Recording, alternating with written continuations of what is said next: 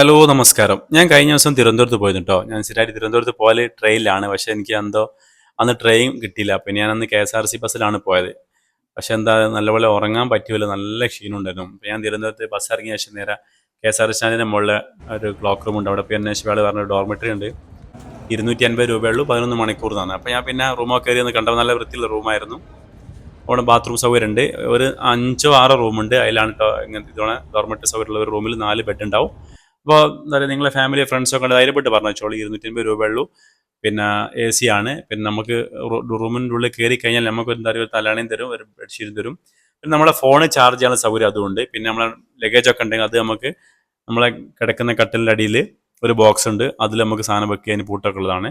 അപ്പോൾ നിങ്ങൾ ഫ്രണ്ട്സോ ഫാമിലിയൊക്കെ തിരുവനന്തപുരത്ത് പോകുന്ന ആളുകളുണ്ടെങ്കിൽ അവരോട് പറഞ്ഞു കൊടുക്കുക. കാരണം വെച്ചാൽ തിരുവനന്തപുരത്തൊക്കെ റൂമിനൊക്കെ ഭയങ്കര റേറ്റ് ആയിരിക്കും. ഇത് നമുക്ക് KSRTC സ്റ്റാൻഡ് നേരെ മോൾ, അതുകൊണ്ട് നമുക്ക് ബസ് ഇറങ്ങിയാൽ പോകാനും ഉപകാരമാണ്. അതുകൊണ്ട് പരമാവധി എല്ലാവർക്കും ഷെയർ ചെയ്യാം. ഓക്കെ.